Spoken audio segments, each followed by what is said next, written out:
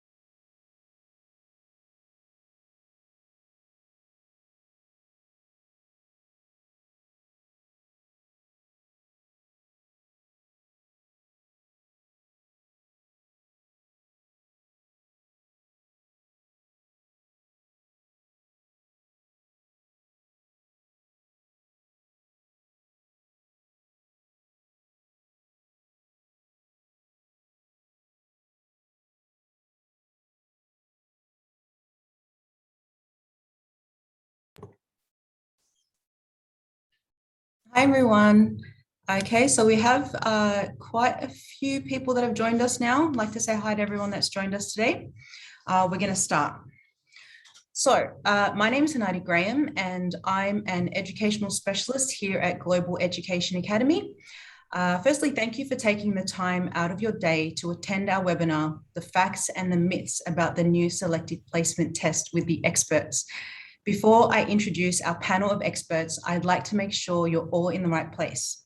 Are you a parent of a child in year 3, 4, or year 5? Do you really value your child's education? Do you want the best for your child, to give them the future they deserve? And are you confused by the changes to the Selective Placement Test? Do you want to ensure you prepare your child for it correctly? Here at Global Education Academy, we have encountered thousands of parents worried that they just don't know how their child is performing. The information they get from school is not enough to help guide them to make the right decisions for their child. They don't see the textbooks and don't understand the curriculum. I was actually one of those parents, and I came to GEA with my son to try to get answers. I was extremely impressed by how passionate and caring the staff were, and I've now been a part of this great team for almost 5 years. To discuss the facts and to debunk the myths about the new Selective Placement Test, we have an amazing panel of experts led by our founder, Dr. Majeda Awawdeh. Dr. Majeda is a multi-award winner, author, speaker, educator, and entrepreneur. She has a PhD in mathematics education, and since establishing Global Education Academy, has helped many children achieve their dreams of placement into a selective high school. We also have Patty Dinkelman, a specialist primary teacher with over 30 years of experience. Andrew Shooter, an expert maths teacher with over 20 years of experience and a passion for complex problem solving. Hi. Kate Houston, a highly qualified English teacher with a decade of international teaching experience. And James Cullen, who holds a Bachelor of Science in Maths and Physics and is a PhD student in theoretical physics.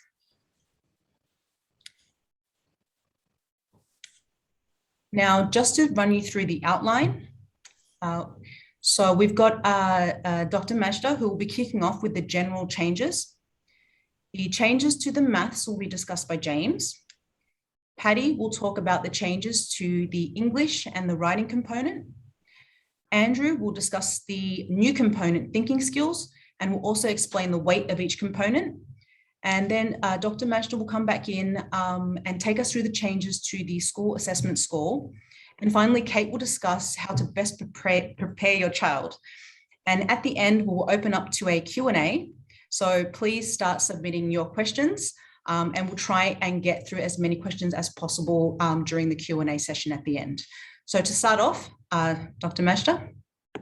Thank you, Hanadi. That's a very nice introduction from you. I believe that at this point, most parents are aware of the changes in the test, such as if we talk about the move from general ability to thinking skills, the number of questions, the type of questions, and we will go into details of each of these ones. But the critical element here is the change in the cohort of students who will pass these types of tests. It is the type of thinking that is required to pass the test. We believe the students who pass the test are the students who can think critically and think efficiently in a new environment. And that is a huge shift in the selective and OC test. Surely the mechanical changes in the topics and in the weighting of each topic, and also in the school assessment weight, are significant. Hence, we need to understand the impact of these changes and what they mean for our students. There is also the shift to computer-based test for Selective 2020. What we also need to note that the OC and the selective test are now made quite similar in topics and in structure, except for the fact that the OC still has no writing component. By noting this similarity, we understand how important it is to prepare for OC. That will definitely help students preparing for the selective in 2 years after the OC.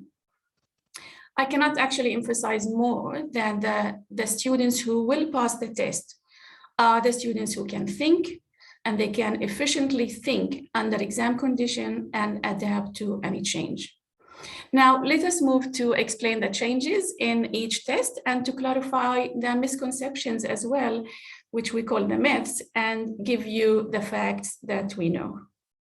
I'll hand you to the first one. James, we'll talk about the mathematics or mathematical reasoning now. Thank you, Majeda. I'll begin with the part of the test with the smallest change, which is the move from mathematics to mathematical reasoning. One of the myths about the new mathematical reasoning part of the test is that it's now easier than the previous mathematics test. However, as you can guess from the title of the webinar, it's not necessarily the case.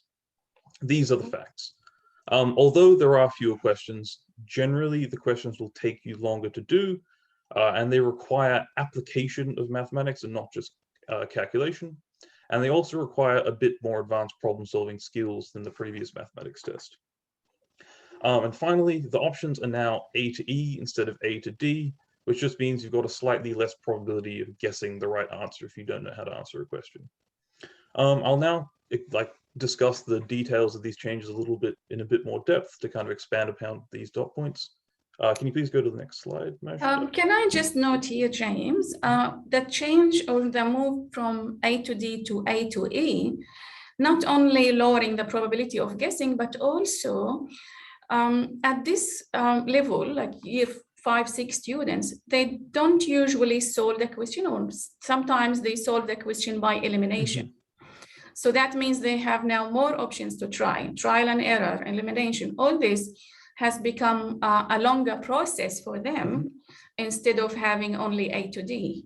So that's really important to note, and Yes. hence fewer questions, but at the same time. Yeah, that ties into the questions now take longer. From that added, or from them, the options now being A to E, as well as the kind of change to more problem solving, which I'll discuss in a bit more detail on the next slide. And that only is happening in the mathematical reasoning, not the thinking skills as well. And we see it also in the OC, not just the selective. Okay, here's the changes. All right. So in general, the content covered in the test is mostly the same. It's just the way the questions have been framed that's been overhauled. Though one of the noticeable changes to the content is that there is now more emphasis on symmetry and spatial awareness. The largest change to the test is that it now basically consists solely of problem-solving questions. All pure calculation questions have vanished and been replaced with problem-solving, even the most trivial questions.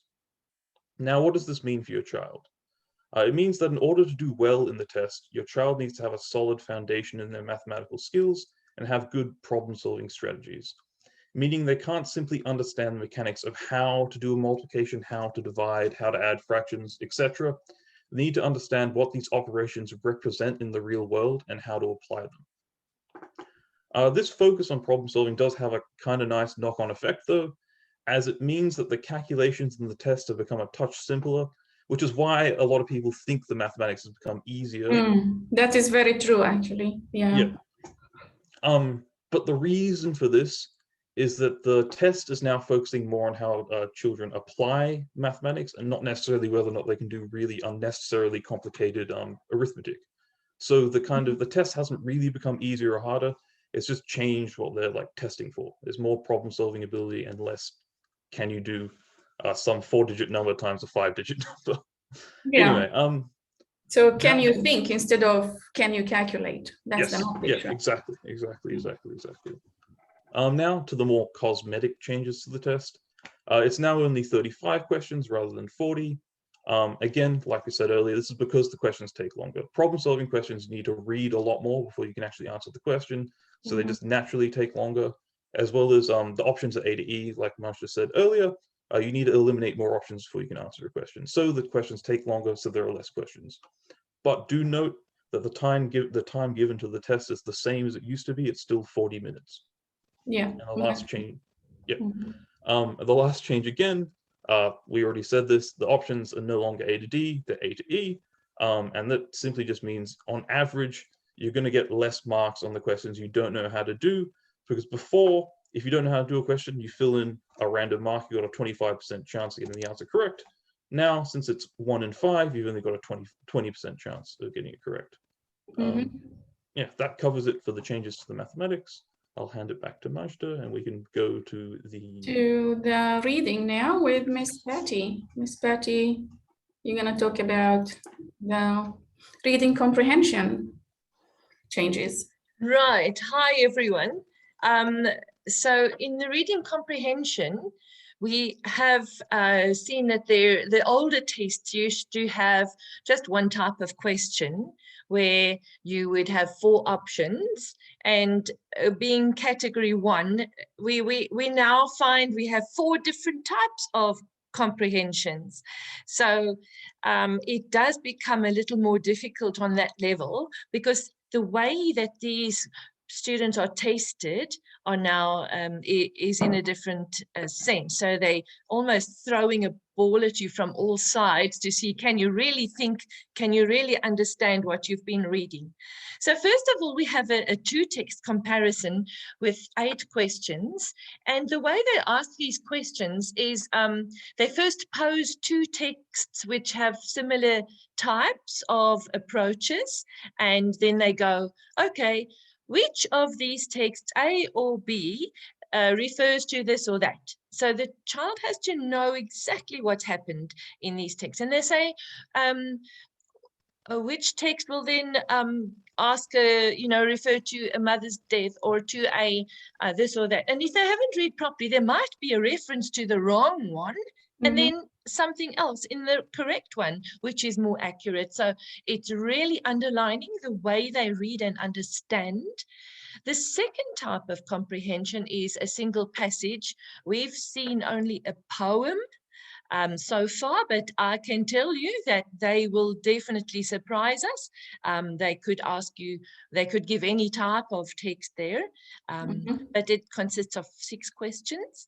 And the third type of comprehension that they have given us is a text with 6 missing sentences, but they give you 7 options.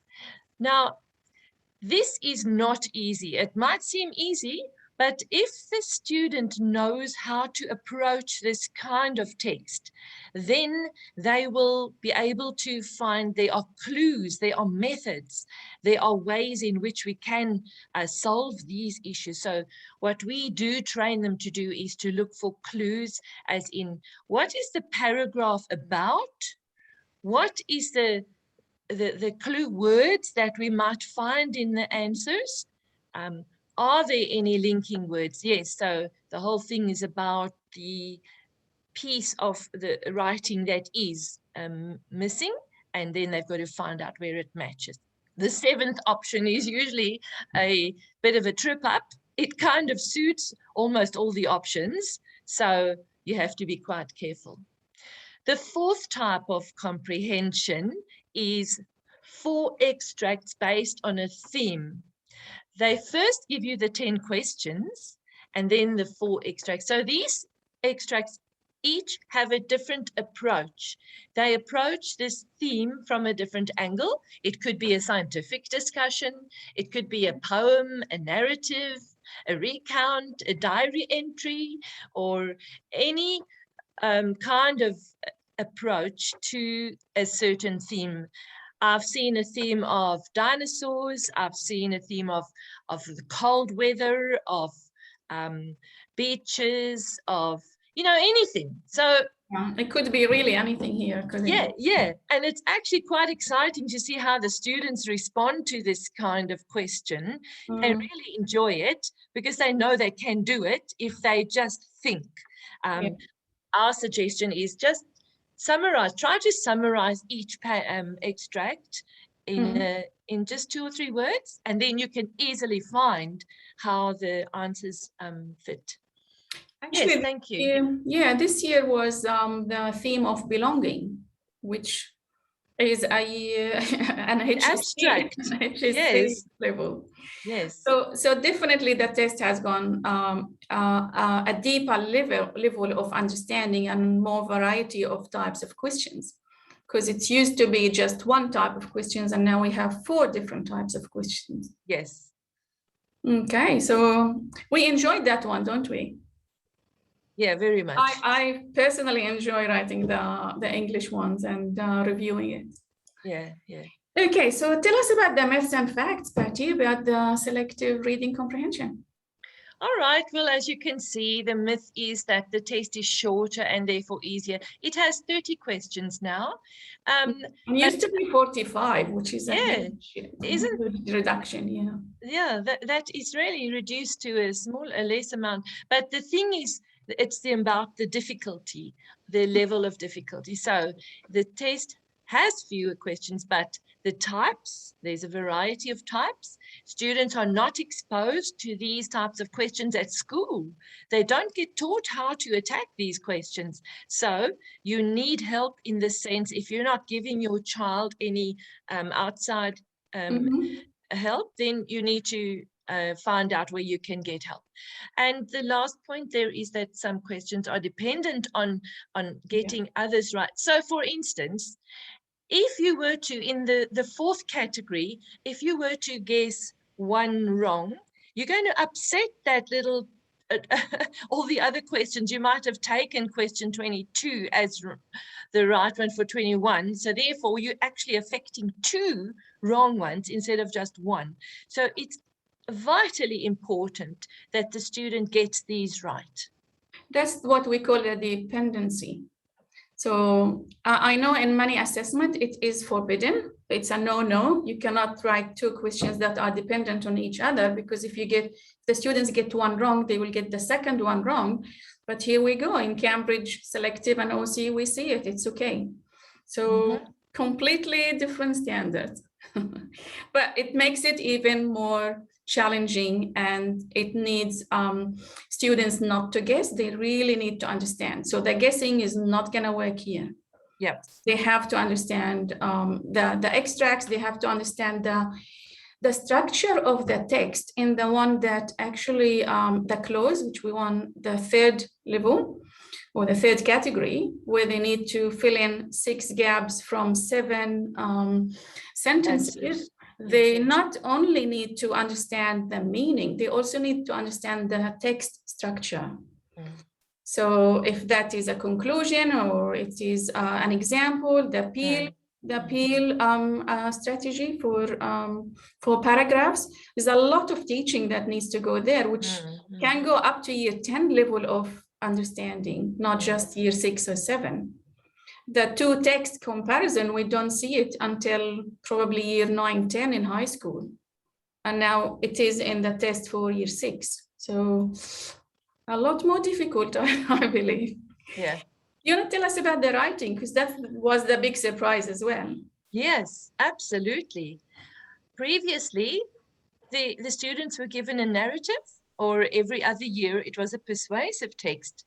And they thrashed these out at school, and the kids know off by heart what their structure is of a narrative or a persuasive, and they know almost all the language, the correct language. Now we have an open genre. So you get given a stimulus, which could be a relevant topic or a appropriate topic, and the child can actually tweak this to a genre of his choice. Well, to a certain extent, yes. So we have a bit of a few examples of the different types of writing here. You could get an advice sheet, which is also a type of a persuasive text. Then you get newspaper report, which would be more an objective piece of writing. And information report would also be just based on facts, nothing emotive at all. You have a letter, which could be either an email, which would be either to a formal email or a formal letter, compared to a casual or informal letter or email.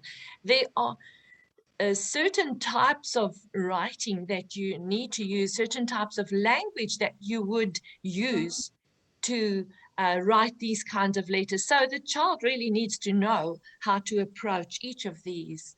As you can see, we've got now the next slide says the correct structure. Patty, should I go back? Yeah, just a little. I think we just skipped 2 at Okay. the bottom. Yes. Sorry. The third last was an opinion. You could be asked to give an opinion or an argument, which we know as persuasive. So I won't go there. And then the last point says something we've never expected, such as a blog. Have you ever tried to write a blog?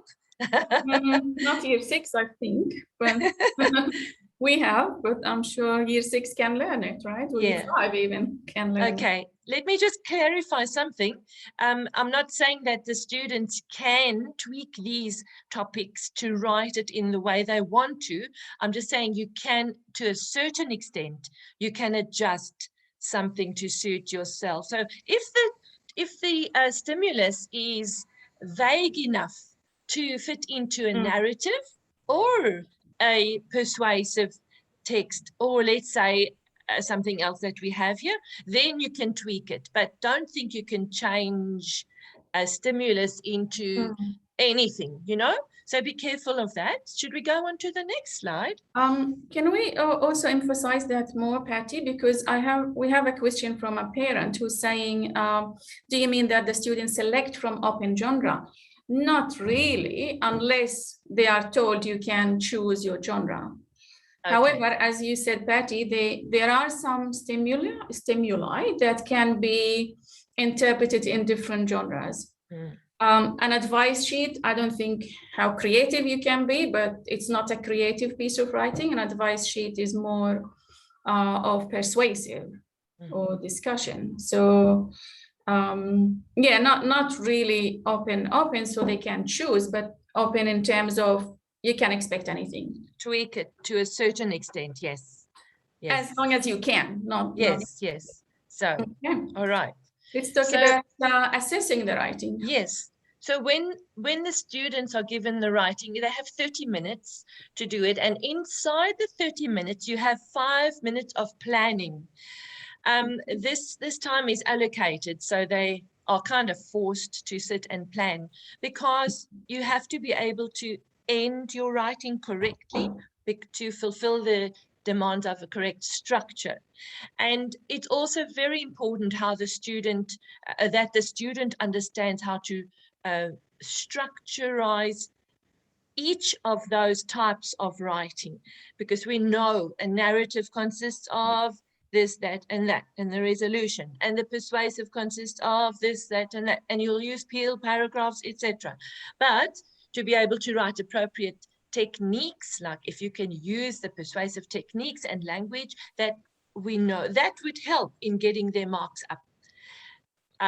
Let's look at the 4th point, the audience tone. If you're writing an advice to parents, then your tone would be to an adult, not to a child. But if you're writing an advice to a student or your peer group, you talk casually to them as if, you know, not as formal as to the audience of an adult.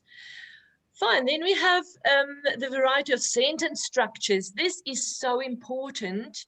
When a child knows how to construct complex sentences, compound sentences, and simple sentences, and use all those types in their writing, they will definitely gain more marks. I can see that some children really confuse compound sentences. They just join sentences with a comma, which is not accurate. And we try to help them there when we train them. Then the last point is, can they use vocabulary, their grammar, spelling, their punctuation correctly? Punctuation has a whole lot of rules, and we want them to be able to use those in the correct manner. And the last point, you see, to use all of these in the most effective way possible, to really stun your reader and use the most creative, descriptive language that you can, because this is really where the rubber bites the tar. Can the child express themselves correctly and accurately and creatively? Yeah, and if you emphasize that in any marking criteria for writing, you will always see that absence of usage of, let's say, variety of sentence structure will be 0. And average usage will be maybe 1 out of 2. But to get 2 out of 2 or close to 2 out of 2, they need to use it effectively and creatively. So these are the words we see in marking criteria. So it's not easy to get there, but that's the point of teaching them how to do it and how to do it effectively, how to do it creatively. Yeah. So are we moving now to myths and facts? Okay. Yeah, Miss Patty, There tell we us. go. Okay, we're still on the myths and the facts about the genres. Well, I think we've covered quite a bit of that. The test is actually allocated more time, as we've mentioned. The open genre can be taught. Identifying the genre is really important, and knowing the structure, as we've said already, knowing the marking criteria as well. And we can help the students learn how to do those things. It's very powerful when students know how to identify, how to structure, and how it will be marked. It's very powerful for them. Yes. Okay, and now we're moving to the big shift of the general ability to the thinking skills, and I will leave you with Andrew. He's the expert in that. Thank you, Majeda. Hello, Andrew. Hi, everybody. Yeah, so thinking skills is probably the biggest single change to the overall selective assessment, and it's probably fair to say that it's a shift from the general ability to see thinking skills. And the general ability was perhaps a bit more of a IQ type test, but thinking skills is broader and brings in critical thinking and deep sort of reasoning skills as well. On the next slide, we can see perhaps how we might break down the thinking skills test. So the first part division would be into problem solving and critical thinking. And then critical thinking is broken into deductive reasoning and inductive reasoning. Now, what do I mean by that? On the next slide, I'm showing a little bit of a summary of what those are. Problem solving really is essentially mathematics. Those problems are similar to that which James has been talking about in mathematical reasoning. They use calculations of number and space in practical contexts, in real life situations. Critical thinking being broken down into deductive reasoning and inductive reasoning. Well, firstly, deductive reasoning, I would simply call that logic. The logical reasoning that goes around statements that are true or false, yes or no. Perhaps we might relate that to the ancient Greeks and what they used to say. There's things saying about Aristotelian logic. If Socrates, all men are mortal, Socrates is a man, therefore Socrates is mortal. It's this style of thinking. And then finally, we have inductive reasoning.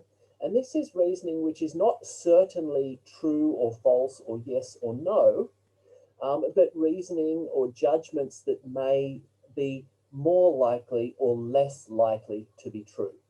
And those questions, you can easily identify them in the test because they have the word strengthen or weaken in the actual stem of the question. Now, it's important to not overrate the importance of the inductive reasoning in the overall test. So I'm showing on the next slide the ratios of each of those. It's 3 to 2 to 1, roughly 3 to 2 to 1.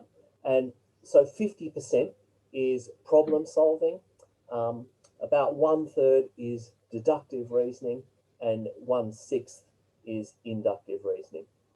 So I've got a couple of problems there I just want to show on the screen.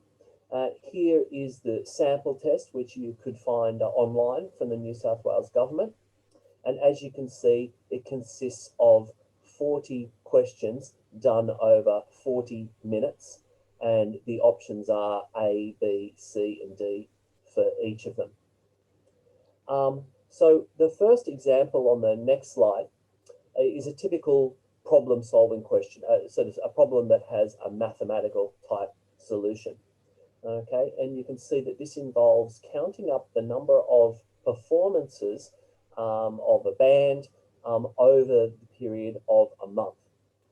Now, firstly, the student needs to know how many days are in the month of August. So you need, one of the basic skills is just to know the number of days in a month.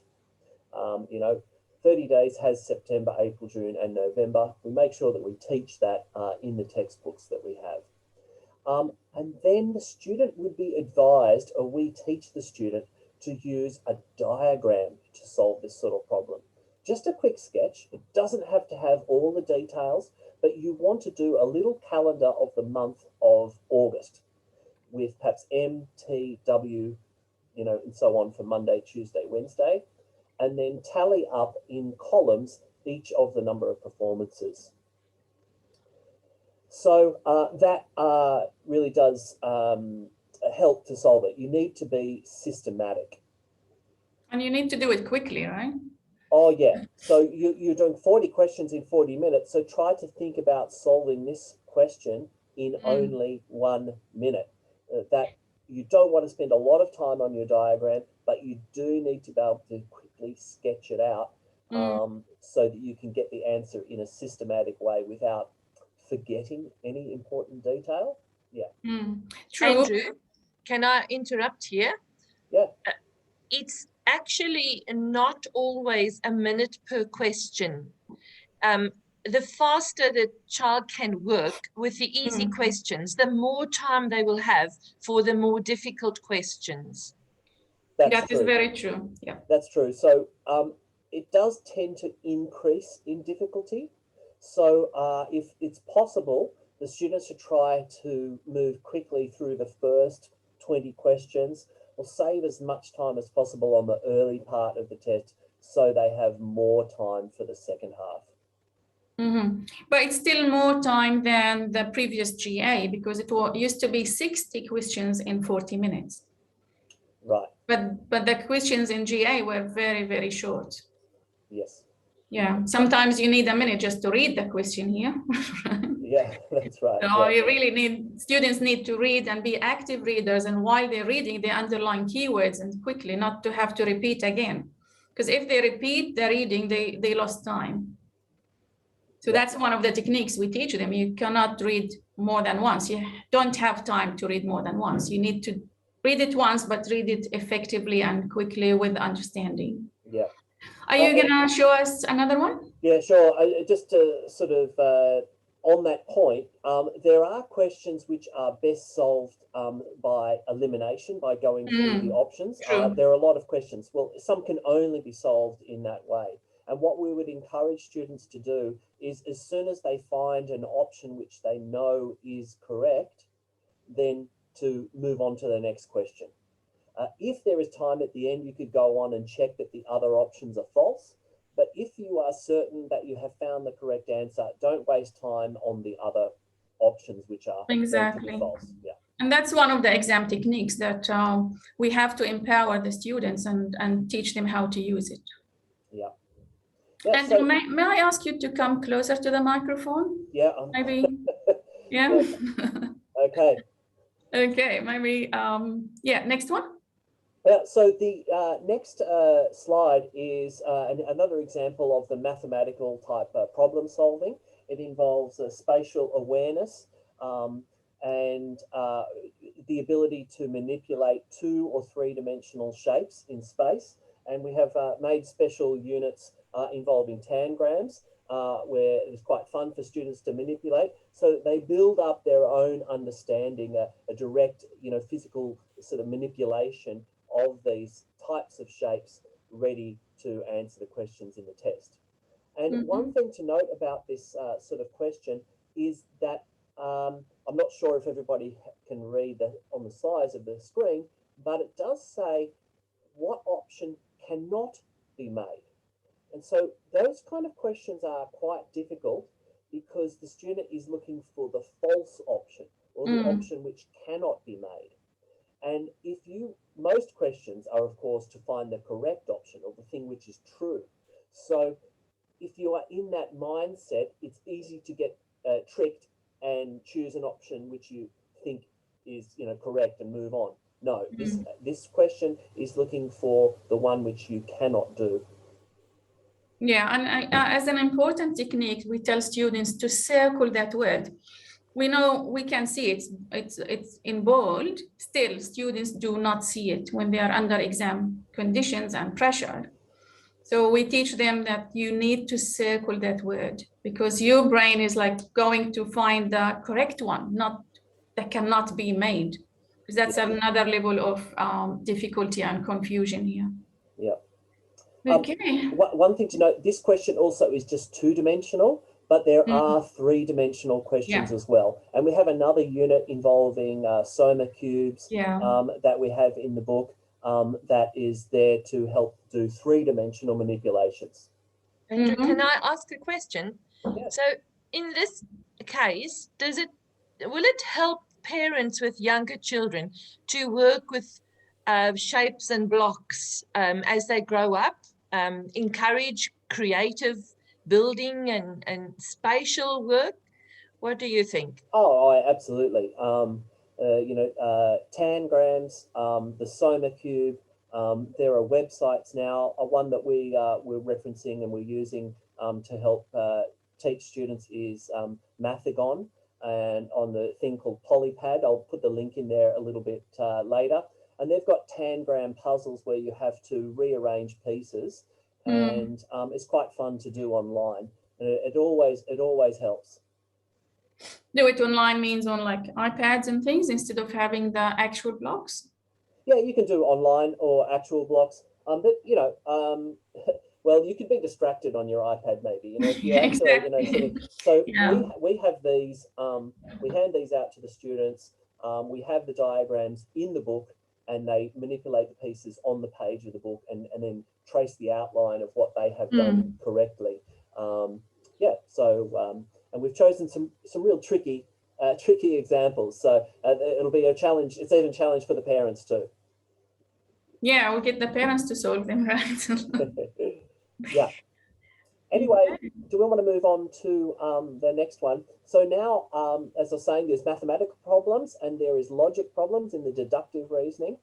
And so just having a look at this question, it has a stem or a piece of information which is given to be true. It says monotremes are the only type of mammal that lays eggs. And then two students have a dialogue where they make up another statement, and we have to decide whether their reasoning is correct or not.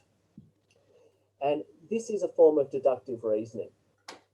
So it requires the student very often, we recommend that they do a Venn diagram or a tree diagram or a table for some of these kind of questions. And doing it in that way will help them to carefully structure their reasoning so that they get to the right answer. So we might do a Venn diagram that has one circle that has mammals and one circle that has lays eggs, and in the intersection of those two we have monotremes. And then using that diagram, they're easily able to solve the problem to see if Jack's statement is correct or if Amelia's statement is correct. Now, one thing you would think about this question is, okay, this question, is that about mammals and monotremes? Does it help to have knowledge about biology? No, not at all. This is not a question about biology. That is the trick. This is a question merely of logic. This question could be about, for example, metals. Mercury is the only metal which is liquid at room temperature. And then Jack could say, well, if you see a metal and it's liquid at room temperature, it must be mercury. Or if you see something which is, not metal and it's, there's all the different sort of options. So it's not about the domain knowledge, it's merely the application of logic. True. And if you remember, we wrote a question like something in the effect, all squares are pink and all pink are whatever. These challenge their knowledge. Yeah, these questions may even potentially have ridiculous statements which are Exactly. just need to be assumed to be true. So when you solve a maths problem and it says, James has 6 red marbles, nobody questions, hang on, does James really have 6 red marbles? No, that's silly. And in the same way, we solve these questions by assuming that the statement in the box is correct, regardless of what it says. And actually, sometimes being able to think about something which is false and entertain the idea of a false concept is actually a higher order thinking skill. And some questions use proof by contradiction. So we assume something, and if we get a contradiction, then the assumption must be false. There are questions like that, and that is a quite high order skill which we train the students to do.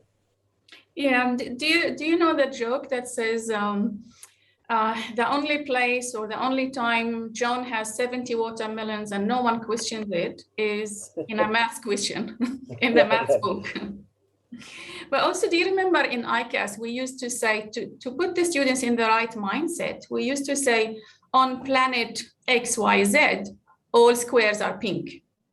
So then the students know they have to detach themselves from what they know on this planet. And now we are on another planet. And now, yes, I can think all squares are pink, or all squares have 5 sides instead of 4. So that's a nice way to do it without putting them into that confusion. Sure. And anyway, the final type of example that we'll see here, and this is only 1/6 that of the questions on the test, is this is inductive reasoning, where we're not talking about things that are strictly true or false, but maybe more or less likely to be true. So what we suggest the students do is to read the paragraph and quickly kind of summarize it in one sentence in their mind, and then go through each option one at a time and to see if that strengthens or weakens. It's no good to keep referring back to the text. It's probably best just to try to summarize it in one sentence to get the key argument, so that then you're best able to judge, is A, B, C, or D correct? You can't determine the answer in advance, so you have to read through each of A, B, each C. of them. Yeah. How are we for time, Hanadi? We're going okay? Okay, good. Okay. And so probably just to summarize there, a lot of people might think that the thinking skills test is more about English than maths. Well, that's not correct. As you're seeing, logic and maths makes up 5/6 of the test, and the rest is still rational argument. That's very true. It's going towards more mathematics than English. Because the GA before was kind of 2/3 English and knowing vocabulary, synonyms, antonyms, all these things. And only 1/3 was, or even less, mathematics. And now we see that the other way around. Andrew, you will tell us about the weight of each component. Just very briefly, each component has changed a little bit. So we're just moving on to the next slide, which shows that. And you can see that reading has 30 questions worth 40 minutes, so running for 40 minutes. Mathematical reasoning is 35 questions for 40 minutes. Thinking skills is 40 questions of 40 minutes. And that thinking skills component is worth 35%. So if we take the 25% of mathematical reasoning and the mathematical component of thinking skills, we come up with about 54% of the overall test assessment being mathematical in nature. Yeah, that is very true. And Majeda, I think you're going to talk a little bit more about how the school assessment is incorporated. Yeah, it's actually it's a very confronting, if I may say, and significant change in the weight of the school assessment. So let's have a look at this chart. So this chart shows that the school assessment went from 100 out of 300, that was last year, to only 20 out of 120. That is a very big shift.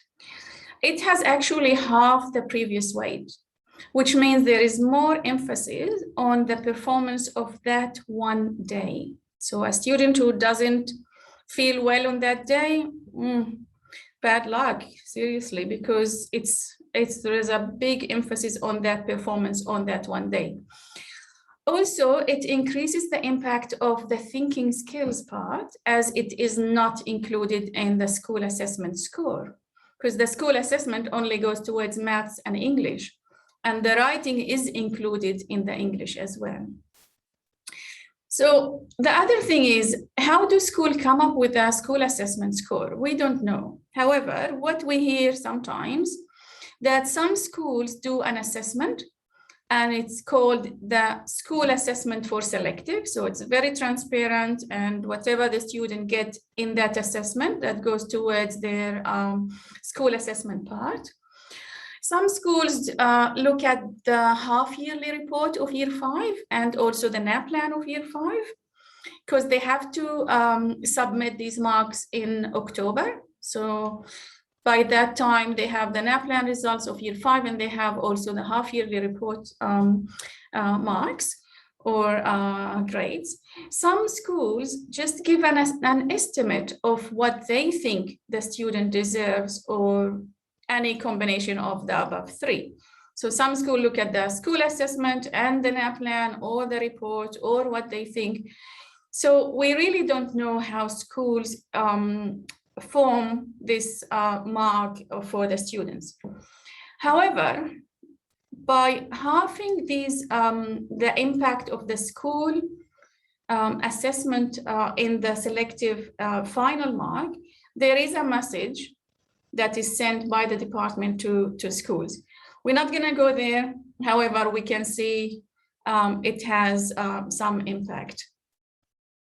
Now let's move to Ms. Kate, our head of teaching. Kate, you will tell us how to prepare the students as parents, and you will tell us about some of the myths and facts that we know about preparing some of these students. I am, as a parent, I can tell you from my own experience, I had some myths and I was confronted by some facts from experience. So here you go, Ms. Kate.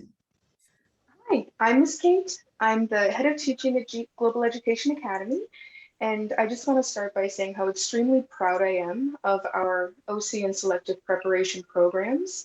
So I got a lot of great things, a lot of great feelings about those. So I want to go through some of the myths and facts that might be affecting your choices and how you're feeling about the whole OC and selective idea.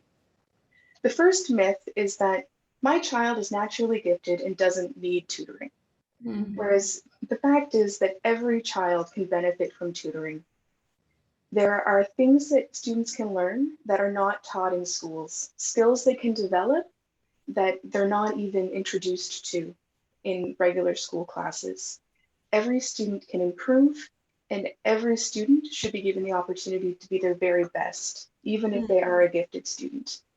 Especially, not every gifted student can perform well under exam conditions and pressure, because knowing the test format, or knowing the test structure, knowing how many minutes and how to allocate the time, that's a very, very important skill that they need to have.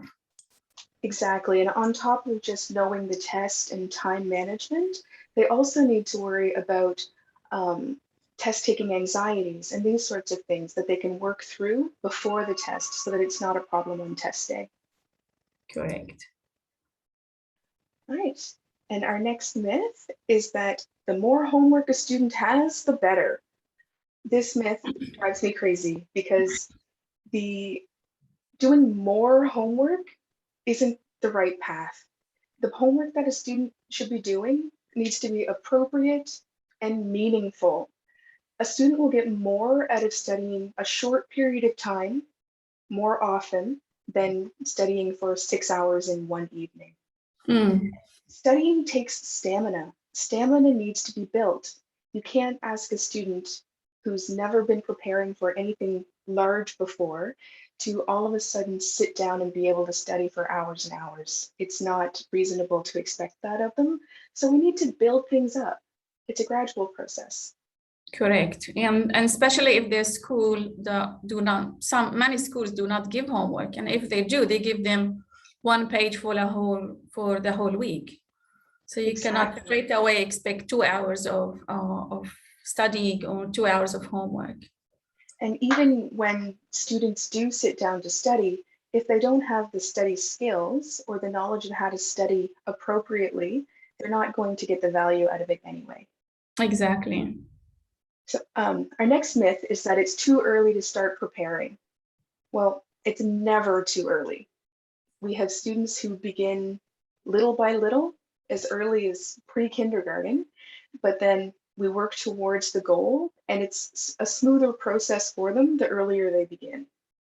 Yeah, and the earlier, the easier students can start. So if they start with 10 minutes every day, if they are in year 3 or year 2. But if you are in year 5, it's really difficult, or year 6, to start only with 10 minutes. Exactly. Opposite to that is the worry that it's too late to start preparing. If your child is in year 5 right now, it's not too late to begin preparing for the selective test. It's never too late. Having a shorter preparation time isn't ideal, but it's so much better than not getting the preparation time in to begin with. Yeah. There's enough time left to develop study skills, to manage test-taking anxiety, and to develop all of the math, English, and thinking skills that they're going to be encountering on the exam. It's never too late. Yeah, so the best time is actually now. There's Always. no better time than now. Start now. Yep. Whether they're in grade 2 or grade 5, Yeah, now's the time to start. The last one,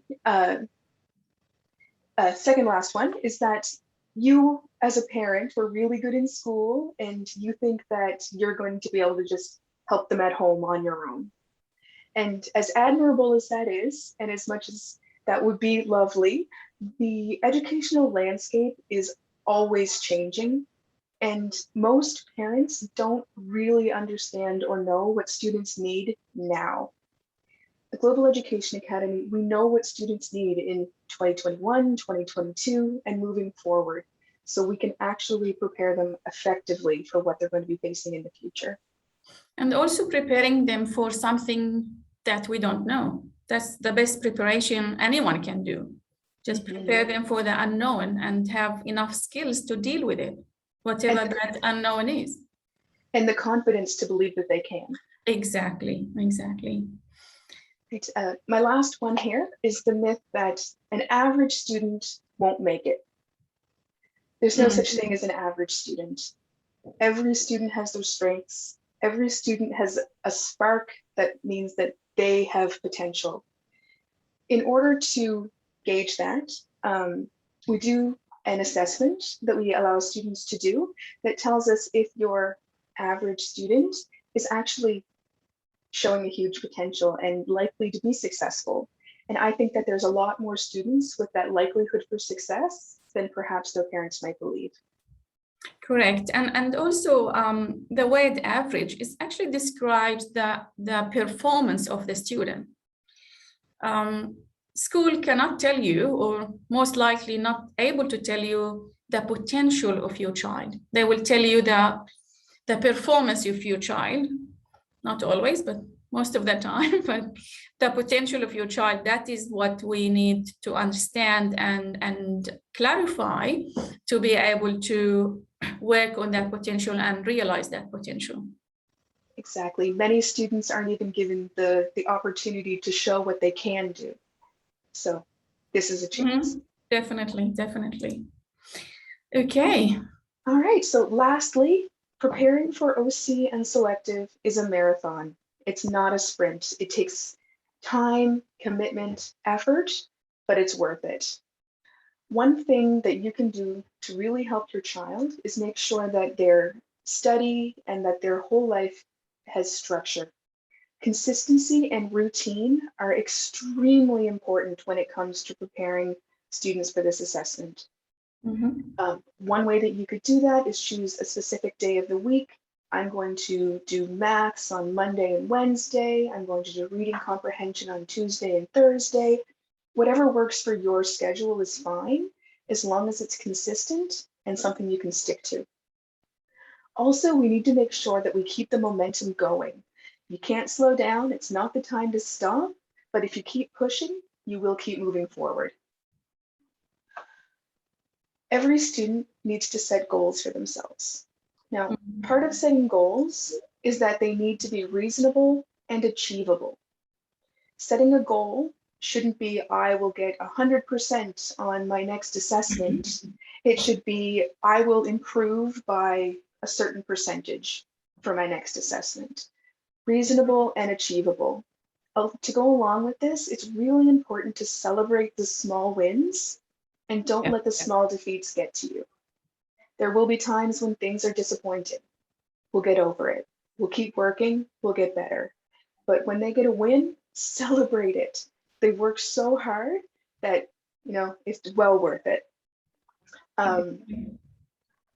Students are informed of where the bar is actually set. They know if they're approaching it, they know what's expected of them, and they know that it's doable. We show them where the bar is and show them that they can reach it. We do this by making sure that the students are competing only with themselves, because the real selective test is extremely competitive. So they don't need that in the time leading up to the test. They're competing with themselves. As long as they're showing improvement, very, very happy. Yeah. All right, because the last point I want to make is that untapped potential is the difference between where a person is now and where they can be. And your students can be in a selective school. Yes, and we have so many examples of students who thought that they are just the average student. My daughter is one of them, you remember. And here you go. She made it to selective and she's at Sydney Uni and got really high ATAR. So she was able to realize her potential. And we always tell students and teachers and parents that it's the journey, not just the destination. So yes, you can make it to selective in different ways. However, the skills that students learn throughout their journey are so important. They make, we have actually once, we had a student or a parent who chose to do the selective program twice. They joined us at the end of year 5, did not make it to selective, they did not care, they did not mind. But then the next year they came back and they said, this program was amazing. I want my son to do it again because the skills he learned here are invaluable. So it is the journey. It's not just making it to selective or not. Whatever skills they learn or equip themselves with, these skills will be taken to high school, they will be taken to university, to work after that, to life, because these skills are really important. And this program will give them, and this preparation will give them these skills. Okay, I think we have concluded our webinar and we'll hand it back to Hanadi. Yes, so I think we'll jump. Q&A, right? Yes, we'll jump into the Q&A, but just before that, I just want to thank everyone for joining us today to discuss the myths and the facts about the new selective test. As a thank you for joining us, we're offering our benchmark assessment, which is usually $150 for only $50 today, and that $50 will be going to a charity to support One Girl, as you can see on the screen there. So One Girl is an amazing charity out of Melbourne that supports girls' education in Uganda and Sierra Leone, and we've actually, Global Education Academy has been supporting them for many years now, and that's our charity of choice. The benchmark assessment that we conduct assesses students in the 4 components of the selective placement test: reading comprehension, mathematical reasoning, thinking skills, and writing, and will help you gain clarity on your child's current ability. This will help guide you on what you need to work on with them before they sit the test. So you can visit the link that's on the screen there, or you can give us a call after the webinar and we can set that up for you. But now we're going to jump straight into the Q&A, and we will start off with a question from Samath, which is, should my child focus on doing sample tests or something else? Oh, I'd love to answer this one. There is a saying that says you cannot grow taller by measuring your height. So keep doing exam after exam. It's actually not beneficial. It can be afterwards. It can be as a later stage when you want your child or your student to be faster, be more accurate.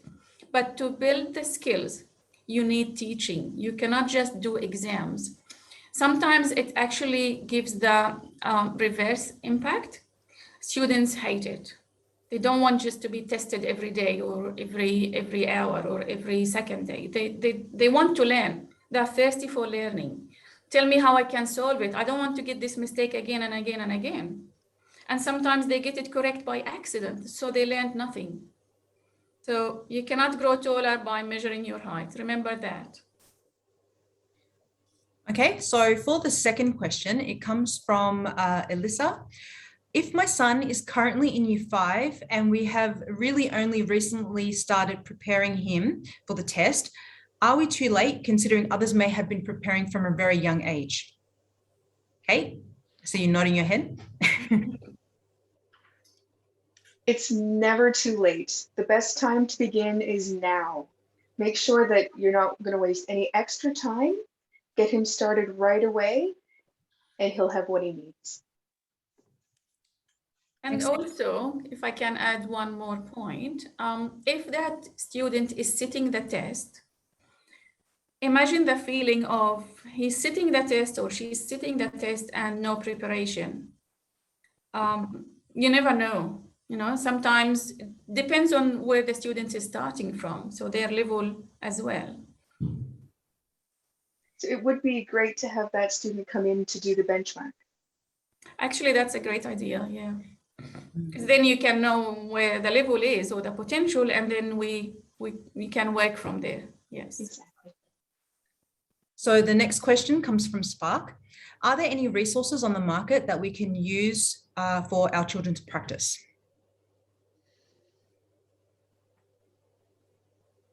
Anyone want to answer that one? We looked everywhere, I have to say. Not really, because the test is very new. And if there are things in the market, just be careful, because if they are written quickly, they might not be the correct ones or the right ones. Yeah, we looked and not much on the market. There is the previous ones with the GA, but the GA, as we know, it's not applicable anymore. But for the new test, we couldn't find much. But everyone in the same boat, right? Everyone is in the same boat. That's a good thing. Yes, Jane?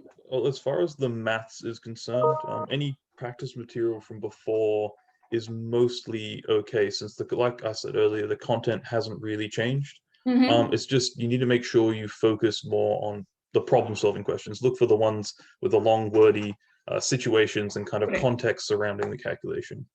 Because yeah, like I said, the content hasn't changed too much. It's just it's all problem-solving. So maths is still relatively same to prepare for. Yeah, I think it's the thinking skills that is the tricky part. Yeah. Yes, definitely. And also the reading comprehension, I have to say, because there's not much of reading comprehension out there. It's changed a lot. Much of the reading comprehension that's available is just a passage and questions, not the multiple types that Patty was speaking about earlier. Yeah, that is very true. But maybe parents can prepare some for the children at home. Not sure how much time we have as parents, but they can always try. The next question, I think I'm going to direct it to Patty. This is from Jennifer. How can I get my child to practice the correct writing skills to ensure they score high marks? Well, that's not an easy job for a parent, because they might not necessarily have the skills to to help the child and guide them. So I can only recommend a teaching extra help with regard to their tutoring, and so that someone can regularly check up on the child and see how he's doing, you know, step by step. You've got to build it. Does that answer the question? Yeah, I think so. I'm going to jump because we have a lot of questions, and I want to try and get through as many as we can. The next question I think I'll throw to Andrew. Can thinking skills come with practice, or is it something that comes naturally to the child? And that's from parent Manav G. Oh, thanks for the question, Manav. Well, I think, you know, there is a component of natural abilities that a student might bring to that. But probably at least half or more than that is also how we can teach and train a student in those sorts of questions. So our textbooks are not just sample questions. You know, in fact, there's only a small amount. We have sample tests for that. We have mock tests for that. The structure of our teaching is through, you know, direct instruction, and then the student does a lot of examples of using that. So it's really important to build up a set of skills firstly.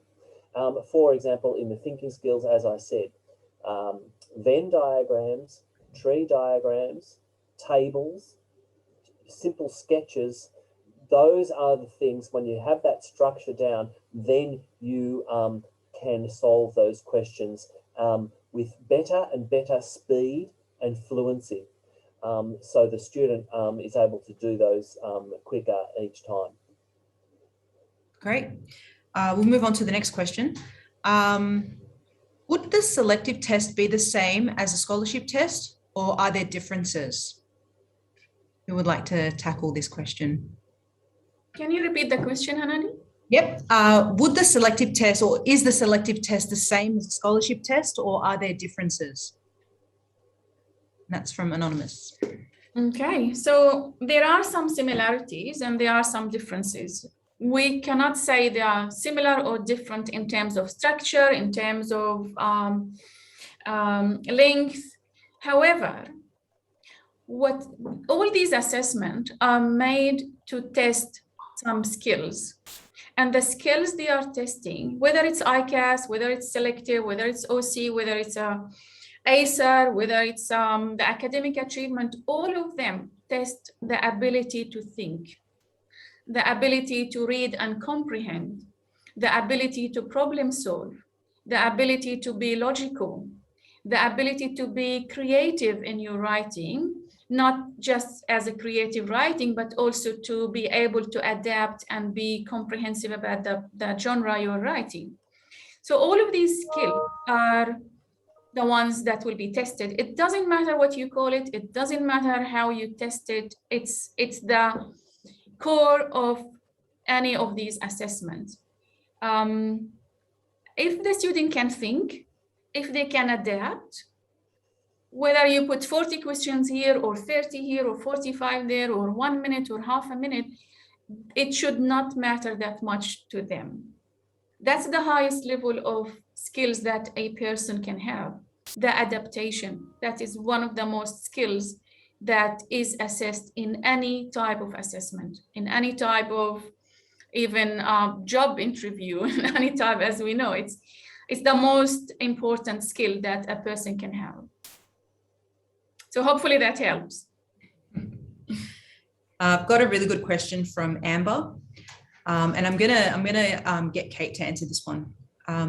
Have you updated your teaching materials to reflect the new selective test? Yes, we have. Oh, yes. We put in a huge amount of work, and we have an incredible content creation team that's been developing our new selective and OC programs to include the new thinking skills, updated reading comprehension, and mathematical reasoning. I'm actually quite proud of the resources we've put together for the program. I think they're probably the best around. We've been working around the clock since 19th of December last year, since the announcement day, actually. So the answer is yes. Yes. Confidently, yes. Nice. The next question is from Pav. Early preparation is good, but when do you start giving exam conditions or putting them in exam conditions for them not to burn out too early? I think as a parent, you know when they're ready. And do not start with an hour exam. Start with 10-minute exam. Give them 10 questions in 10 minutes and build it up. So you will know, as a parent, you will know when they are ready. Do not, when you feel they don't like it, go back to without exam conditions. If you feel they are confident, introduce exam conditions. But again, introduce it gradually, introduce it by 5 minutes, 10 minutes, 15 minutes, or however you feel they are comfortable with. Great. The next question is from Helen.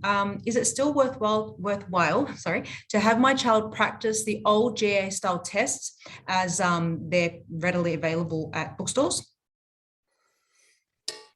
We can't say no. Any knowledge is good knowledge.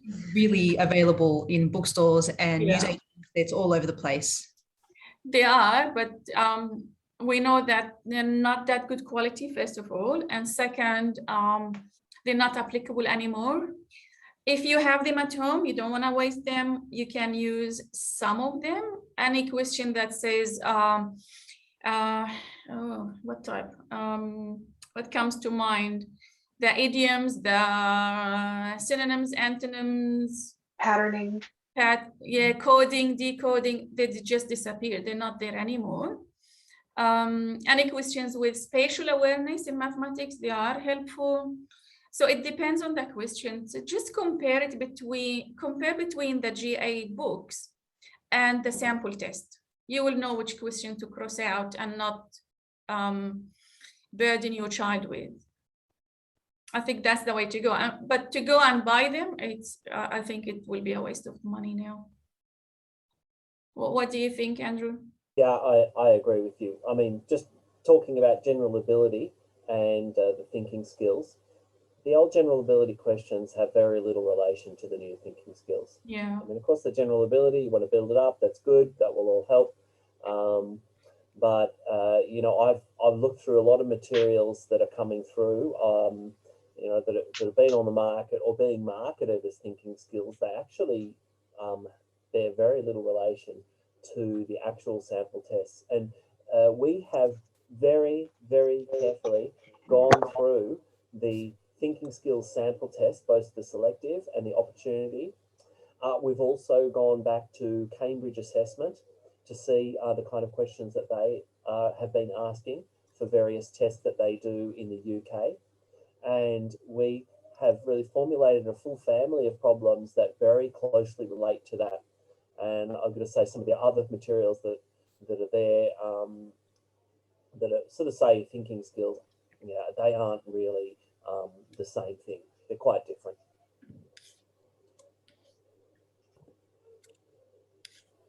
Okay.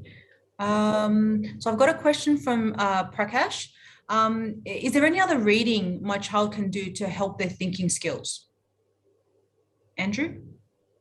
The reading for thinking skills? Yeah. Yeah.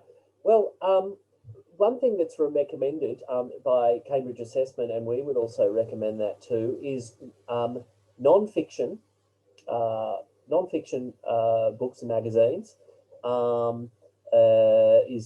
is very helpful. Now, obviously, it has to be sort of you know, gauged for a student level, but that might mean the newspaper, broadsheet newspapers. If there's an article that you could read with your son or daughter on a topic, that helps. But also, for example, when it comes to the critical thinking, that might relate a little bit to, for example, the ABC's Behind the News program, which is sometimes used in Australian classrooms. They are topical, everyday sort of things that could be used to generate discussion and debate.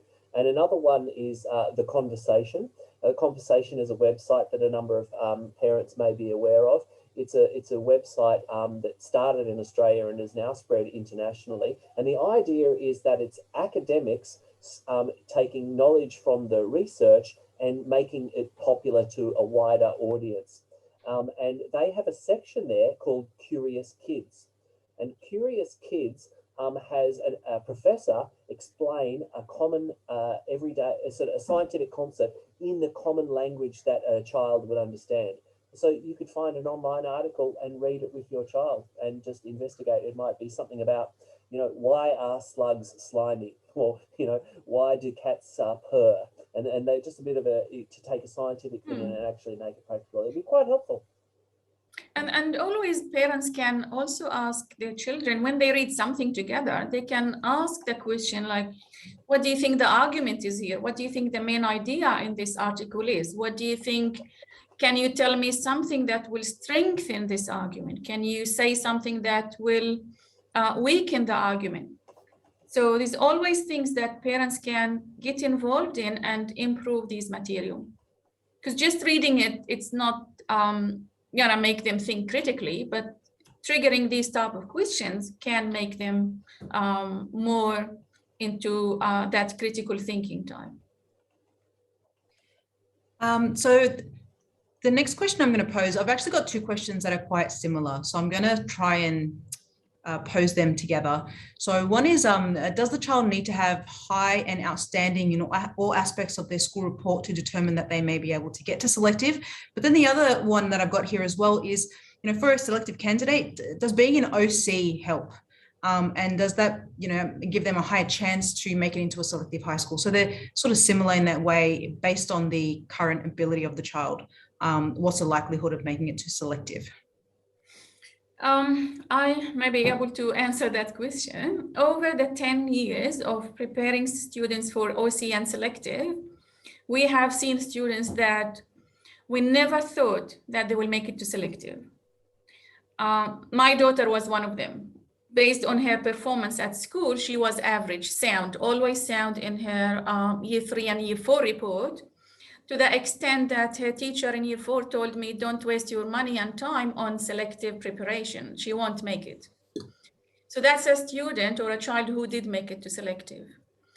As we said, there's no average student. There is average performance and there is potential. Once you realize that potential, you can achieve it and you can get the student there. Now, being in OC, yes, it does help, because in the OC class in year 5 and 6, the students are exposed to more or higher level of curriculum and more enrichment programs. However, that doesn't mean every student who is in OC will make it to selective.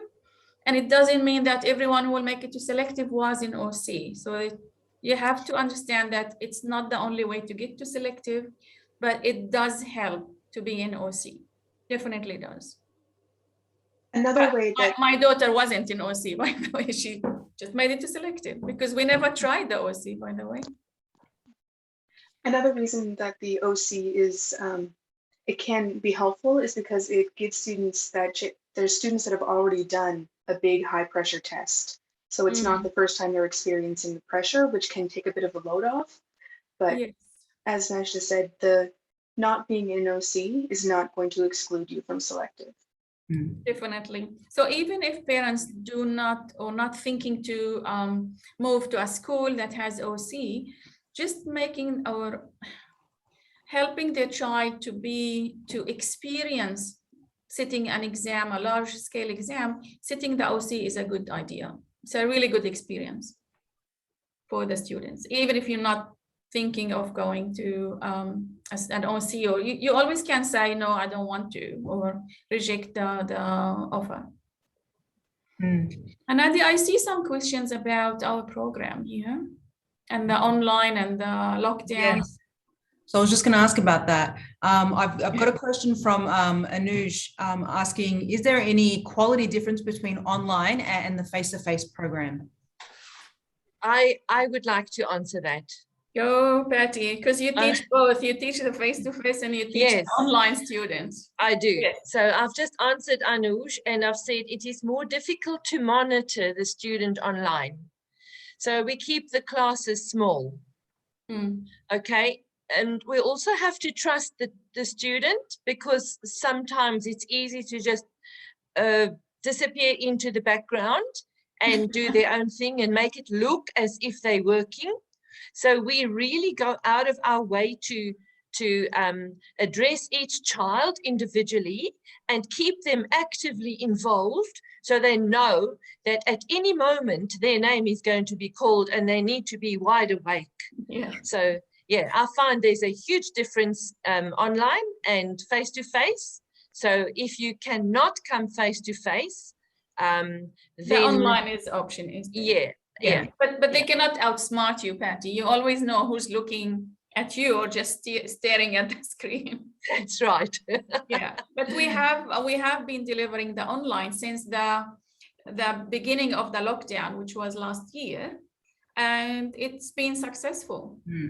Yeah, we love the face-to-face, but if students cannot be here, or if there is a lockdown, or if they live in a faraway area, they always welcome to join online, and it does work.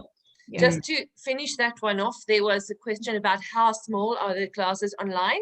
We have 5 students in each online class. Yeah, because when we had 8, it was a bit difficult. We split the group. Yeah. 8 is too big. Yeah, online, but face-to-face, it's okay. Yeah. Great. So the next question I'd like to give to James to answer. What is the best way to prepare kids for mathematical reasoning? That's from a parent called AW. Okay. So, I mean, the kind of obvious place to start is just making sure that their kind of fundamentals and all of the curriculum is solid, so they know how to do everything that's in the curriculum. And then from there, you want to kind of move on to more problem solving. How does everything relate to the real world? Because all the questions are, like I said, problem solving, and it's kind of applying your mathematical knowledge to the real world. So you really want to make sure your child doesn't get lost in the mechanics of how to do the maths, and kind of make sure everything's grounded in what does this mean? What does a multiplication mean? And why do we use multiplication? What does a division mean? And how does it relate to fractions and so forth? It's just, you need to make sure, start off that their kind of fundamentals are great. From there, you can move on to more problem solving. And then from there, once all that's kind of solid, then you can go into sample tests. I mean, that's what I would say. Do you have anyone else have any other input on that? I think you covered it very well. Okay. I'm gonna hand the next question over to Patty. Do you get penalized for using too much complex vocab? Okay, we did have a student who used to overindulge in really, really too many descriptive words and comparative phrases, and that actually go overboard. And it does come out a bit distasteful at times if it's not suited to the topic. And so there is a happy medium between the two extremes. You must try to use descriptive and creative language, but don't overdo it. It's got to suit what you are writing about. I think the secret word here is effectively. Yeah. If students are using it just for the sake of using it, the markers will know. Yeah. Yeah. So, but if it's used effectively, then they will get the marks for it. Yes, your whole idea is to create an image in the reader's mind. Exactly. And if they can use that imagery to help us see the picture of what they're trying to say, it's going to give them so much more benefit to shoot up those marks. Definitely, definitely. There is a question from Farhana I would like to answer here. She's asking, how do you prepare for thinking skills? So the thinking skills actually in our program is divided between the mathematics 2 hours and the English 2 hours. So we have the thinking skills, if you remember what Andrew said, it's problem solving and deductive and inductive reasoning. So the problem solving and the deductive reasoning, it's actually put with the mathematics. So we have 2 hours we use one book, and it's called mathematical reasoning, problem solving, and deductive reasoning. So these 3 elements are in the math book, and they are taught by a mathematics teacher. However, the other part, which is the reading comprehension, the writing, and the inductive reasoning of the thinking skills is in the other book, which is the English, writing, and inductive reasoning, and that is given 2 hours with an English teacher. So this is how we prepare for the thinking skills. It's not just one subject called thinking skills. Is actually divided between the two experts, the mathematics teacher and the English teacher. Hopefully that answers Farhana's question. Okay, so the next question I've got is from Ain and Tam. How is the program delivered in lockdown if lockdown continues? Kate, would you like to tackle this one? All right, so we do have a plan. It is in place. If we are in lockdown and we're not able to have students come to us face-to-face, we will be delivering those lessons online. We've done it before, we can do it again. And as soon as students are allowed to come back face-to-face, we'll be inviting them to do so. And we have been delivering the online. We have groups that continue to be online from last year. Exactly. So, yeah. When we put a few classes online last year, it went so well that many people wanted to stay that way. So that shows that we do have it together. Yeah, so we have 3 campuses, not 2. We have KOGARAH, we have TURRAMURRA, and we have the online campus, which delivers the online classes. More question, Hanadi? Yep. So the next question we've got is specifically relating to our selective preparation course. How much homework is there for selective prep and how many contact hours of learning? Okay, how many contact hours of learning? That is 4 hours, as I said, every week, 2 hours in the mathematics section and 2 hours in the English section. Homework, we start gradually. So we start with, we recommend, as Kate said, about 40 minutes a day or 50 minutes a day, build it up. So start with half an hour and then we build it up. Towards the end, we recommend 2 hours, an hour and a half. It really depends on the students, but the last thing we want to do is to burden them with homework. So the secret here is to have enough homework that consolidate what we do in class, but also build up the students to be independent enough to know how to solve these questions at home. Because we hear from many parents who say, who actually come to us from other learning centers where they are given 4 hours worth of homework or 6 hours worth of homework, and the students actually do not know how to solve them because no one taught them how to solve them. Our homework is connected to what we teach in class. So the students should be able to solve them by themselves. Yes, parents can help, but they're not the ones in the program. They're supposed to support, have the structure, have the discipline in place for their children, but not be the one who's solving the questions. The good thing that our books go home, so the parents will see how we actually teach the students. It's not just questions and solutions, is also teaching and concept and conceptual understanding. I'd like to add to that, that if the student can't do the homework on their own, we would rather them come back and ask to get the clarification, because we don't need to know if parents can do thinking skills questions or not. We need to know if the students can do them on their own. And if they can't, we'll help them. It's more important that they try. Exactly, and we have the homework help, which is a free hour every week for students to come and bring their homework, and our teachers will help them. So that's what we are building. We're building independent students, and that's really important here. But it's not going to happen first week or second week or first month. It takes, as I said, it's the journey. It's a long journey. Yeah.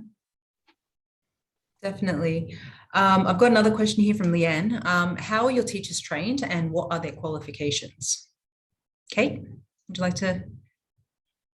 All of our teachers are teachers. We've got education degrees. We're not just students who were, did well in the HSC or something. They're all teachers, or they're finishing PhD or education programs this year. We do have specific training at Global Education Academy to make sure that teachers are delivering the lessons using our methodology, which is scientifically proven and evidence-based. And we've got the highest quality teachers around. But not only that, we have the quality control. So we go to classes and we see what is done, because you can write the material, you can train the teachers, but you also have to have that quality control. And I visit the classes as often as possible at both of our physical locations and online, just to pop in and make sure that things are going the way they should be. And I've been very pleased at how they've been going. Yeah, that's really important. Quality And I must control. add to that, us teachers are not always au fait with the new curriculum. I mean, with my 30 years of experience, I never had to face anything like problem-solving skills that we teach the children now. So we rely on one another as a good team. If I don't understand anything, I will go to the people who can help. And once I understand it, I am able to teach the children. There you go. That's my pleasure being with a team, Patty. It's amazing. The amount of learning we do here is amazing. Yes. I think, Andrew, do you want to say something? Yeah, we do work well as a team. Everyone seems to get on, and if there's one question, I'm writing a lot of material, so I've been working with the other teachers to explain some of the changes, and it's a great pleasure, and it's an enjoyable part of the role, working together as a team. And we agree and we disagree and we fight and we have coffee. So it's all good in this environment. We make it with love. That's really important. I've been getting quite a few questions in regards to how much the cost is for our program, what the next step is. If you just give us a call, we'll have an educational specialist actually speak to you directly, because we treat everyone as a bit of an individual. So we want to get to know you, get to know the student, and then a teacher will recommend something for them. So the next question, I'm going to jump straight into it, is from Vikas. Do you recommend parents give some additional worksheets to students as supplements to the homework given in class? That's a bit tricky. I see Patty is doing that. It depends on the type and the quality of that homework. Parents need to be very careful how much homework they introduce and how much and what type of homework and the quality of these worksheets. So really need to be very careful. We can recommend ICAS. ICAS, we know it's very well written and it's very well reviewed, but books that are in the market, we don't know. We don't know the quality and we find mistakes. It's not like they are perfect. However, if parents want more homework, we always can recommend something. We can give them extra. Also need to be careful with the amount of homework and how many hours of, and when to introduce it. So at the beginning of the program, slow down, don't need a lot of homework, and you build it gradually, as we said. It's not the quantity, it's the quality. Yes, and Majeda, I also see if parents load the children with too much work, it's like standing there with a whip and expecting your child to work as hard. You can break them. You'll break them if you overload the child. They've also got to play. I don't mean computer games, I mean physical play. Give them time to be children as well. And we, especially in this day and age where everything is computerized and we're actually restricted to do much outside and together, but encourage your child to be as active as possible and enjoy life, not just look back on your education and think, oh, I hated this and that, and they must enjoy it, and we'll help them enjoy it. And these skills not only can be developed by worksheets. Like really, worksheet is the last thing you want to do to develop these type of skills. If we're talking about critical thinking, you cannot develop it by worksheets. You have to develop it by reading, introducing things, upskilling them, expand their vocabulary, make it fun. That's how you upskill them. Sometimes parents ask me, how do we make my daughter or my son, how do I make them read? I'll say, well, they don't like to read. Okay, make them love reading. How do you make them love reading? But I go sometimes and say, buy them a tent. Buy a tent, put it in the living area, and make the passport to go into that tent is a book. So the book is your passport. You can go in the tent, read for 20 minutes. When you come out, I'm going to ask you questions about what you read. And every child I met, they love going into a tent that you just bought from Kmart for $30. That can be something fun that parents can do, not necessarily worksheets. We have suggested vocabulary dinner time. So when you sit at dinner table, you can have a game. You play a game every day. So everyone in the family have to come up with 2 new words, and you have a jar on the table. And if you don't, then you put 50 cents in that jar, and make it a family thing, not just one child sitting there and doing worksheets and the other playing on their iPad. How do you think they're gonna love it? They're not gonna love it. So you need to make it a family thing. Everyone benefits and everyone is having fun. Family spirit, I believe. I've got actually a really good question from Vickers again. How do you communicate to parents throughout your engagement with students in terms of their readiness for the selective exam, especially in the last 3 months before the exam? All right, well, we communicate with parents regularly throughout the entire program, but one way that we let parents know the level of readiness that their child is at is that we have many mock tests. And with our mock tests, you don't just get the student's score, but you also receive what the lowest mark was, the highest mark, and what the average score was.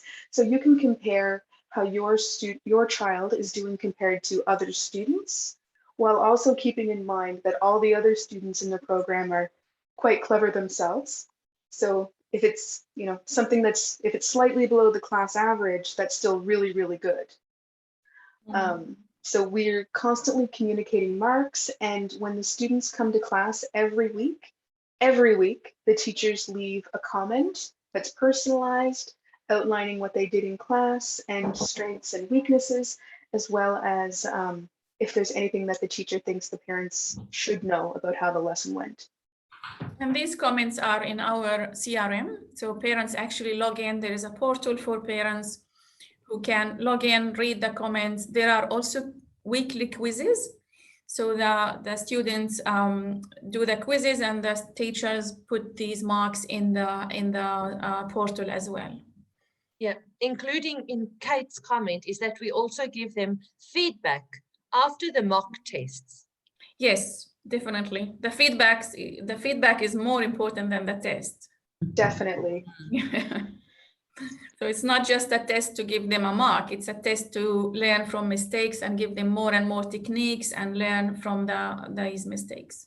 Exactly. Every wrong answer on a mock test is an opportunity to learn something new.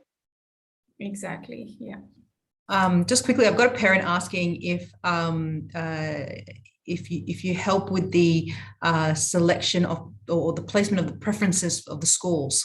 Definitely, that's one of the most important things, because it's really critical which option to be first, because this is how schools consider it. So the first option is the one that is considered first, the second is second, and the third is third. So it's not if they make it for the second, they will get into the second. It's really important. So we do around October, when the applications open, we do help parents have the right choices in the right order.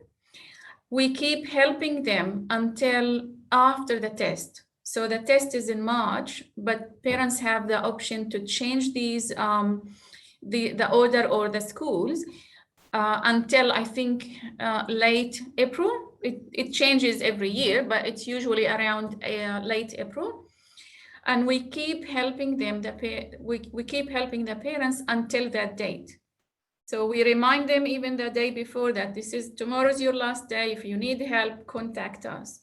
So our communication and support to parents doesn't end by the end of the program. It actually extends after the program finishes. And I have to mention, we love the session before the test. So it's the night before the test, we have what we call empowerment session.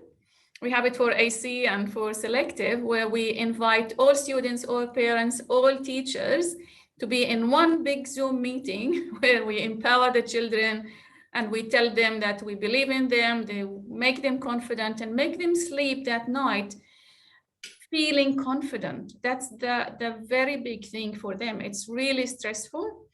And if they don't sleep well, they're not going to perform well. So that's really critical for the students to do the night before. So that's a big thing. And then on the test day, we have the party. So students come to, they go do the test and they come to us for a party, and sleeping at night thinking of a party is much better option than sleeping at night thinking of a test that you have to do tomorrow. And we get that feedback from them. So when they come for the party, the other reason we do it is to get that feedback. And when we consider that feedback from every student and how they performed compared to others, this is a small sample of how the test or how all students went in the test. So that also will guide us to guide the parents on the options and the order of the options. So we have changed, actually, because of that, we have helped many parents change the order of the options, and hence they were able to make it selective. That's really important. That's great. Well, I think we might start to wrap it up. Any final thoughts from any of the experts on the panel that you'd like to sort of let the attendees know about?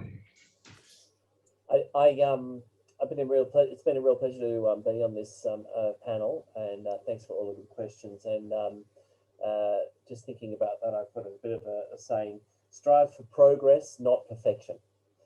You know, build up little bit by little bit, and if you just at least achieve a little bit and make some progress, then that's the best you can do. Thank you, Andrew. Kate, do you have any final things for parents? Well, the final thing is just remember, it's never too early, it's never too late. The best time to start is now, and the first step would be coming to see me and getting one of those benchmark assessments done. James, Patty? Right. I would say just get your child reading, because reading is... Of course, you're an English teacher. Yeah, reading opens their mind to many things. And yeah. Okay, and the other thing is, anytime you have other questions that were not answered here, please feel free to email Global Education Academy. We will definitely give you some answers. I see there are some questions that we have not answered yet, and we'd like to help you. Thank you. Thanks, Patty. For me, I can say, I will repeat, there is no such thing as average student. Every student has potential. Realize that potential, and we can get them there. It's really important to remember that. But I really want to thank you all, Andrew, Kate, Patty, James, and Hanadi, and all the parents. How many do we have here, Hanadi? We had almost 100. 100 parents. Yep, Really thank you for allowing in the middle of the day to do an hour and a half more, actually almost 2 hours. I know you care. I know all these parents do care, and hopefully we can help them. If they come to us or somewhere else, we wish you all the best, and hopefully they'll make it to OC and selective. That's it. Now, just quickly, if you did want to book in the special offer that we have for the benchmark assessment, and if you want a Saturday, just give us a call. I'm not too sure if it's on the slide, the number's on the slide or not. Yes, it is. So just that 1300 number there, if you're looking at booking a Saturday in. Otherwise, you can visit the link that's there, and you can book for the benchmark to happen during the week. Any questions further from this, or if you just want to have a chat about your child, please give us a call, same number, the 1300 number there. And yeah, thank you so much for joining us. We hope to do a few more of these over the coming weeks and months. I think it's really good to inform parents and keep them sort of on the ball when it comes to what's happening in education. So I'm going to say bye now. Thank See you you, later, guys. everyone. Have a great day. Yeah.